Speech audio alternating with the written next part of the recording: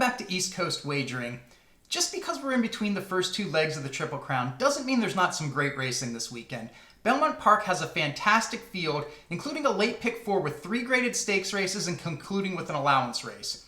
Today what I want to do is give how I would structure the late pick four at a reasonable cost to try to turn that into a little bit of a bankroll builder for next weekend's Preakness. And as a bonus, I'm going to include all my picks for the early races, so let's take those picks and hopefully we can make some money out of this card.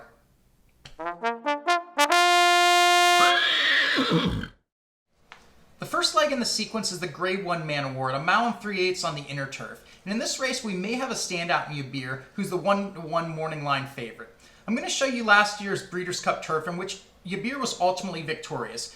His late closing kick got him there in the final strides, in which he also beat the second choice in this field, Gufo, by open lengths. This year he's run twice in Dubai and Newmarket and got second both times. William Buick, who's one of the better turf jockeys in the world, comes along to ride him, which is a great sign. The only concern I have about this horse is that he's wheeling back off of 2 weeks rest. I never like to bet horses on short rests, but it looks like this horse could be the standout in this one. The number 2 favorite in this field is Gufo, as I mentioned before, and it looks like he's in pretty good form right now. He's coming out of the Pan American that you see right here, in which he beat Aban, the number 4 horse.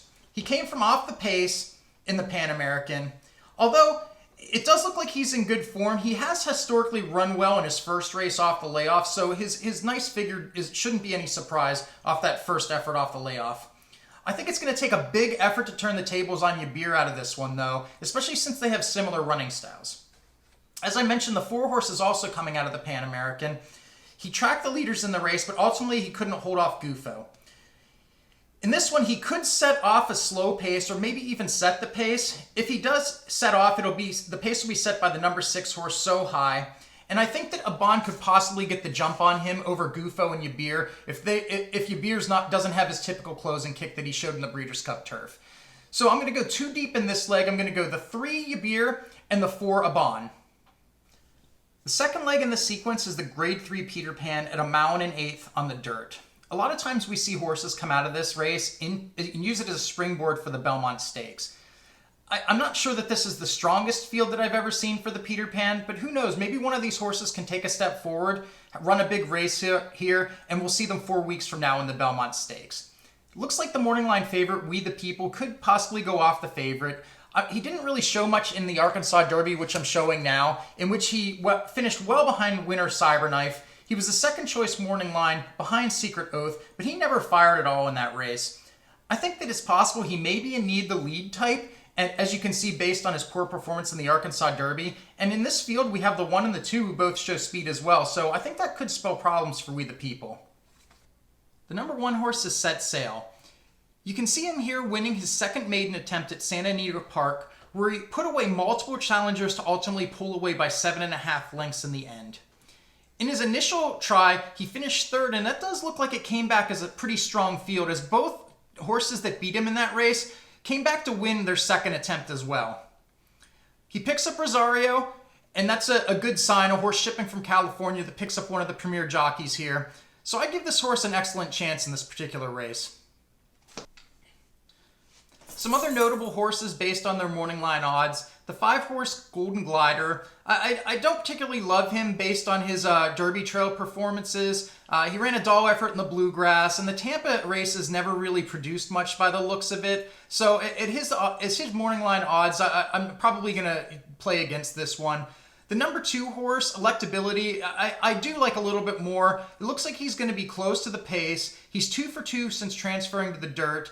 And he does pick up a Rad Ortiz, who quite possibly could be the best jockey in the country right now. So I do give the 2 horse a chance. I'm going to go 4 deep in this race. The 1 horse Set Sail, the 2 horse Electability, and I'm also going to throw in the 6 and 7 horses. The 6 has competitive speed figures since he transferred over from the dirt, and the 7 ran at second in the Nashua here in November, and maybe he's just a horse for the course. So I'm going to throw him in there at a little bit of a price, see if I can catch a nice shot in this particular field. The third race in the sequence is the Grade 3 Beaugay at a mile and 1/16 on the inner turf for fillies and mares. And the top 2 choices based on the morning line are both Chad Brown trainees, and both of them are coming off of pretty long layoffs in Rougier and Les Mista. Here's the Breeders' Cup Filly and Mare Turf last year, where Rougier ultimately finished 7th. He's the 1-to-1 morning line favorite in this race, and as I said before, it's been more than 6 months since he's ran. I do like that Chad Brown is the trainer. Chad Brown does have a lot of success in turf races, which ultimately is why he has the 2 top choices, according to the morning line here. He ran well in Graded Stakes company in France before coming over for the Breeders' Cup Filly and Mare Turf, so I think that he probably is deserving of the 1-to-1 that you see on him. However, in the case of Brown's other horse, La Mista, that one I'm not I don't like as much at the odds that you're getting. I do think that Rougier is the standout between the two. La Mista was previously ridden by Pratt, so it does seem logical to me that Pratt had his choice of the 2 Brown horses, and he ultimately chose the 1. That's something that I look at a lot. If a jockey switches rides and favors one horse over the other, especially if it's a good jockey, then I'll typically lean towards one over the other horse. Again, this horse hasn't run in over 9 months, and that's always a strike in my book as well, a long layoff like that. And the fact that he's looking at around a 7-to-5 morning line odds, maybe that drifts up a little bit because I think Rougier's going to take a lot of play here. I definitely prefer Rougier out of the 2 of those. The other horse of note in this one is Plum Ali, who I think could work out a nice trip from right off the pace. And ultimately, if he can hold off the other 2 horses that are coming off of big layoffs, his odds are half decent. And I do like him at the price that you're getting him at. I'm going to go 3 deep in this leg. The 1 Rougier, the 4 Plum Ali, and I'm going to throw the 5 in Runaway Rumor, who has ridden at Belmont 5 times with 3 firsts, a second, and a third. And I'm going to kind of do the same approach that I did with the 7 last race. Go for a horse for the course maybe, and try to get a little bit of a price in here. Because if we want this thing to pay out on the large side, then we need to get a little bit more than the 1-to-1 favorites. So I'm going to go 3 deep in this race. The last race in the sequence is an $80,000 allowance races for New York breds who have not won 2 lifetime or $15,000. It's 7 furlongs on the turf, and it does look like it's a difficult way to end the sequence. I'm going to go 4 deep here ultimately with the 2, the 4, the 7, and the 9. If you want to go deeper, go ahead. I think that it is a tough way to end it, and there's a lot of ways you can go in this one. Ultimately, I'm going to play the 2 speed horses, which are the 2 and the 9. The 2 Active Congress won at first asking and showed speed in that race. I think that she's going to be sitting either first or second. And I do like horses on the pace at these shorter races, especially whenever I don't see a standout in the field, which is also why I like the morning line favorite in Palace Gossip, the 9 horse. She should be the other speed. And if you throw out her attempt on the slop, she has been pretty consistent. I think consistent enough to merit favoritism in this race. So I'm going to start with 2 and 9 are my top 2 plays. The other 2 I like are the 4 and the 7. The 4, Rigby, broke maiden at this track and then tried Stakes company without much success. I think that she's more reasonably spotted here, and I do give her a chance off of her previous effort. Arad Ortiz gets the mountain, and I typically like to throw in Arad Ortiz whenever I'm not real high on any of the horses in the race. He's one of the, as I said before, he's one of the best jockeys in the country, and you can't go wrong playing a jockey angle in a race like this. The 7 horse is probably the longest shot that I'm going to have out of these 4. I do think the 7 Dufresne offers the best value out of the 4 that I've selected. It looks like that she's going to like the longer distances. She's had 3 tries on turf. The first was a maiden victory, and then again, she went to Stakes company, so she's more reasonably placed in this one, similar to the way that the 4 is. So I'm going to play the angle that dropping in class on the 4 and 7, trying to get a little bit of a better price. Go 4 deep in this race, the 2, the 4, the 7, and the 9. So here's the way I have it then for the pick 4 sequence. Race 8, I've got 3, 4. Race 9, 1, 2, 6, and 7. Race 10, 1, 4, 5, and race 11, 2, 4, 7, and 9. Grand total's $48.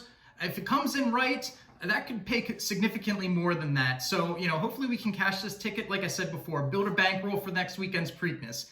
If you want to go a little bit deeper and go the pick 5, the way I would play that is I would actually remove the 4 horse from the Man of War and single Yabir, and go 1, 2, and 7 in the first leg, and also remove the 5 horse from the Beaugay. Total there is $48 as well, removing those 2 horses I mentioned and adding in the 3 horses in the first leg. So here's what I like the rest of the card. The rest of the card, I'm going to go race 1, I like the 6, 3, 9, race 2, the 8, 2, 7, race 3, the 5-4-2, race 4, the 2-10-8, race 5, the 5-1-2, race 6, the 10-5-9. And as I mentioned before, race 7, I like the 1A, 2, and 7. Well, hopefully we can hit this pick 4 and turn a nice little profit on it. And maybe we can hit a couple of the undercard races as well.